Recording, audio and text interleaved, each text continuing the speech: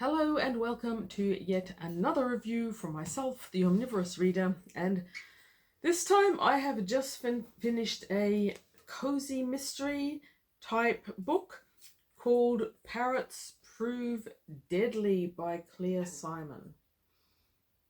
This is a Prue Marlowe pet noir, apparently. What I would have called it and what lots of other people have called it is a cozy mystery. It's the third in a series, with Prue Marlowe being a detective-ish. No, she's not. She's a bit animal behaviorist who seems to like to investigate things in a casual and, I'm going to say it, inept fashion. Her edge as a behaviorist and as an investigator is that suddenly, I gather about a year ago, she suddenly learnt to hear animals. Anyhow, moving on. I'm not against a book in which magic realism, one person can hear animals. One of my favourite cozy mysteries is where a person can hear the dead. I'm okay with that. I've just got some issues about how this is done, and in order to emphasize those issues, I'm going to mention how am I going to rate this. I normally rate out of 5 on the Goodreads scale. I did enjoy parts of it. I did finish it. It's a great concept. The writing is adequate to its purpose. That would normally be, from me, a 3 stars. I don't feel I can quite give this 3 stars. 2 stars for me is that I actively didn't enjoy it, that it had issues. Maybe I didn't even finish it. I'll occasionally give a DNF 2 stars if it had enough going for it and I just didn't finish it for whatever reason. This one I did finish, but I had to skim read. I had to skim read quite a lot. Up to page 100, not so much, but after that, there are 2 things that kept happening that I had to skim read through. So I'm going to go with this. That really doesn't rate more than 2.5 stars. So I'm going to call it 2.5 stars. On the Goodreads scale, I'm going to put it as 2. Apologies to Clea Simon, who will probably never watch this video, but apologise in a general sense, and to anyone who enjoyed it. I'm not saying it's a bad book. I'm not saying that this is a bad genre. I'm not saying that for a genre writer, this book hasn't done what it does well. I didn't enjoy it very much. I had a lot of problems with it, but let's start with the pros. So the pros and cons. Pros, not that sort of pros. Bear with me. So the first 100 pages were fun. We were setting up Prue Marlowe. Most readers will know her from her first 2 books, I gather. But even then, I was a little bit disappointed at how little parrot there was in this Parrots Prove Deadly. Compared with the protagonist, there was a lot of Prue Marlowe. There was a lot of Prue Marlowe's cat, which is called Wallace, I think. Something with a W. She talked to her cat a lot. The cat talked back a lot. And the cat had that sort of witty repertoire with Prue that you'd expect to be written by a cat lover and someone who spends a lot of time thinking cats into anthropomorphic roles. This cat doesn't sound like a cat. It sounds like a human. Anthropomorphizing animals has never been my thing. I'm the only person I know who could not enjoy The Lion King, because those things pretending to be animals, they were humans, and I had issues with that even from a very young age. Okay, Prue Marlowe also talks to dogs quite a bit, but by page 100 she's spent barely a second of reading time and not even an hour, I believe, of book time with this parrot that she's apparently being employed to change its behaviour. Okay, that was meant to be the pros. It's actually the cons. The pro is that for the first 100s, I was quite enjoying that. Now, I'm already in the cons, and not quite to the complaint stage. The cons. I was unimpressed by how little she was interested in that parrot, because I would always be mildly interested in this style of book, but honestly, I bought that for the parrot. See that? That's an African grey. That is largely recognised as the most intelligent parrot on the face of the earth. They're long-lived. Pitcairus, is that its genus name? Pitiform. I've forgotten. Anyway, of the parrots, that particular genus, that particular species, smartest on earth. Why Clea Simon didn't bother to research that parrot at all was surprising to me. Also, there were plot holes and there were inconsistencies in behaviour, which for the first 100 pages I didn't mind so much, but by page 115 or so, I was starting to annoy me a fair bit. I'll just mention one in passing. So this Prue Marlowe was moved back to her old hometown, which is a tiny town which she didn't like. She couldn't get away from it fast enough. She's there as a behaviourist and dog walker. That's apparently enough to keep you going when you're living in your mother's old house. Mother died, by the way, in one of the previous books, I assume. So she isn't employed by the state or council or whoever runs their animal unit. Some other guy is.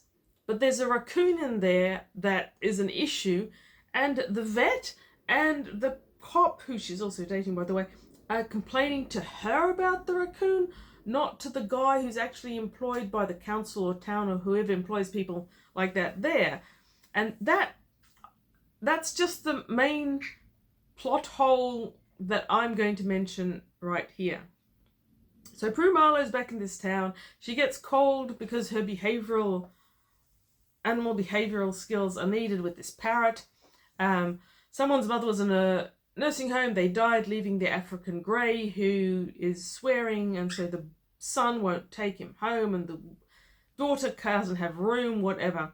So Prue is called in to work with this parrot behaviourally, which she doesn't do, in the nursing home so that it will stop being so foul-mouthed. I mean, it's a good enough theory for a book like this. In reality, working off bad mannerisms like that with a parrot is going to take a lot more than a few 1-hour sessions with treats, but never mind. Anyway, Prue gets there and she finds that there's some sort of huge mystery about the nursing home, and this woman died, and the neighbour across the hall who's blind and has a service dog might die in the future too. And she's trying to figure all this out by talking to dogs and her cat back home. Not to the parrot. Not to this most intelligent bird on the face of the earth. Yes, okay. And then she gets involved in the raccoon business. Some chalet development out of town had a raccoon which they've got picked up and taken to the council RSPCA? Council Kennels? I'm not sure what it is, but it's some animal control guy who never does anything except sit behind his desk with his little pet weasel, which Prue can talk to. She can talk to the weasel. She talks way too much to her cat, but to the parrot she never talks. I have a parrot. I talk to him all the time. He talks back to me. I am not an animal behaviouralist in any sense of the word, but neither, I'm going to say, is Prue. And Clea Simon, the author, should have spent more time looking this up before she turned to writing about a parrot. I'm telling you this. Now, on the inside, it shows that this was published in 2013, which is irrelevant to what I'm going to say in a few minutes. But it also includes books by Clea Simon. In the Prue Marlowe Pet Noir series. Explain to me what Pet Noir is meant to represent in this sequence. Noir means a certain dark themed movie, book, media, whatever. There's nothing noir about this. This is cozy fantasy with unabashed, I would have said, cozy fantasy. Nothing really happens. There's no real consequences. The person who's our main protagonist, That's Prue. Can't really think, and she certainly doesn't solve anything. I don't know. Anyway, the first in this series is Dogs Don't Lie. The second is Cats Can't Shoot. This is the third. I would assume that if you've read the previous two, Prue Marlowe might actually come forward as a character in some way that she fails to do by me just reading this one book.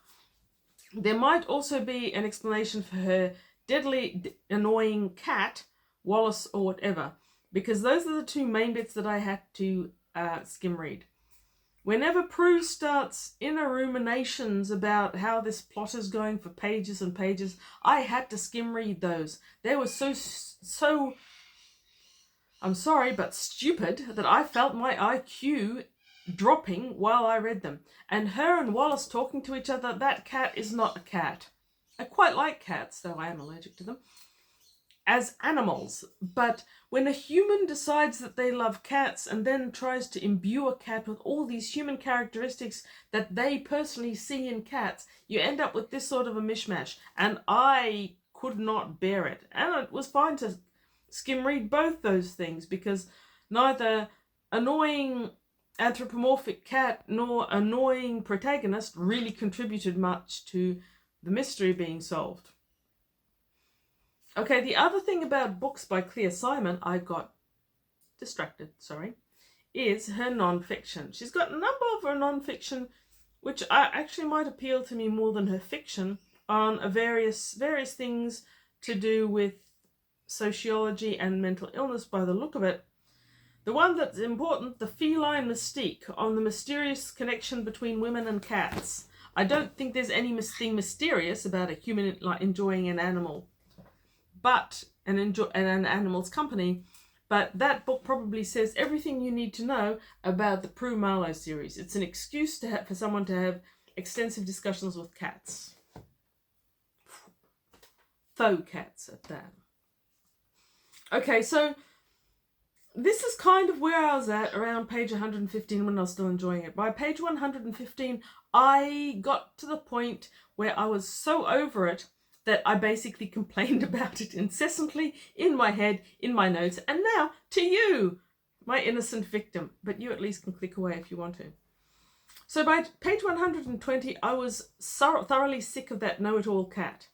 Now, cat lovers, however, will probably love this book, and probably a large proportion of the people who rated this book highly on Goodreads or elsewhere are cat lovers who just love Prue and her cat Wallace talking to each other, and Wallace getting the better of Prue all the time, because that's the sort of thing that cat lovers kind of like about cats.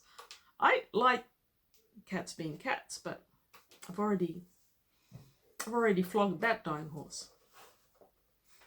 Now, I could possibly have borne with Wallace the cat and Prue the human for longer if they didn't keep diminishing and demeaning the parrot as being a bird and so stupid. No, Clea Simon. Why didn't you do some reading about African greys? They are not stupid. They are really, really smart. They are long-lived. Remember saying this was published in 2013? Well, grey parrots have been admitted in courts of law as witnesses on 2 occasions that I am aware of. One was in 2017. The other, however, so after this was published, and maybe Clea didn't know about it, but the first one was in the 90s. I think it might be 92 or 93. The parrot's recall was so good that it repeating what had happened at the scene of the murder was used in a trial. These are not stupid birds. They are extremely stupid. It is extremely stupid of this author to pretend that they are. And for Prue Marlowe, who's meant to be an animal behavioralist, to know nothing about birds and keep emphasizing that it's not very smart is just ludicrous. These are intensely intelligent birds. Most parrots are. And what's more, a parrot tends to have a much more human-like intelligence than a cat, for example. A cat is essentially quite solitary. A parrot is essentially quite sociable. They form groups. They form family groups. They form partner groups. Some of them mate for life. They have been shown in a number of studies that in a nest, every single parrot has a recognized name or sound by which it is recognized from other parrots in that family group. Not a stupid animal. So, with Wallace and Prue eternally gabbling about how parrots aren't as smart as cats, sure, I'm biased, I'm Team Parrot, but I didn't enjoy that. To emphasize that even more, on page 146, Prue is ruminating about a parrot can think after a fashion. A parrot can think after a fashion. You're the one who just got taken down by your cat thinking at you. I just lost all respect for the author by then. Page 146, please remember. No behaviorist is that dumb. No person who is meant to know anything about animal behavior should be at one hand so laissez-faire about having this parrot. And the beak on this thing is huge. She's just fine manhandling this parrot, tossing around the cage, sticking her fingers through the bars. But think after a fashion. I think your average African grey can think a lot better than Prue Marlowe, who never demonstrated that she was much good at it. And this was published in 2013. The author must have had internet. Why didn't she use it? There's even a thank you on the back page saying that, thanking someone who had alerted her to the Dr. Irene Peppenberg work with Alex the Parrot, so she knew about it. Why didn't she read it and reproduce it in here? Hey? I'm a bit irate, yeah. Okay, page 196. What did I write? I couldn't really tell how much she picked from me. Oh, yes, are you kidding me? That was Prue ruminating about her cat, Wallace, who she chats with off and on, who she engages in a witty repertoire with.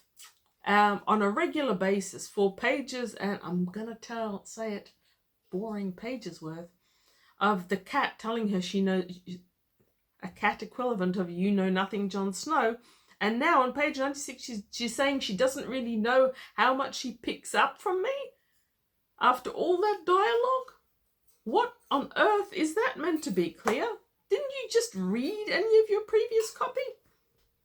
Prue doesn't know how much her cat understands her. She answers her all the time.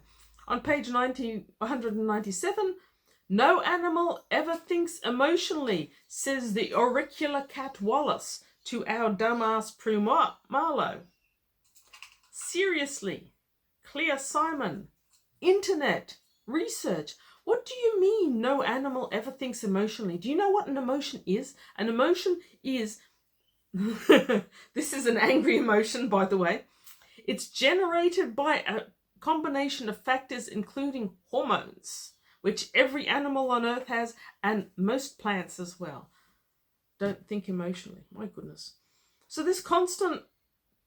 Oh yes, when she was researching for this, at some point, she found some article about prey animals. So throughout this, she's always ruminating about prey animals versus non-prey animals.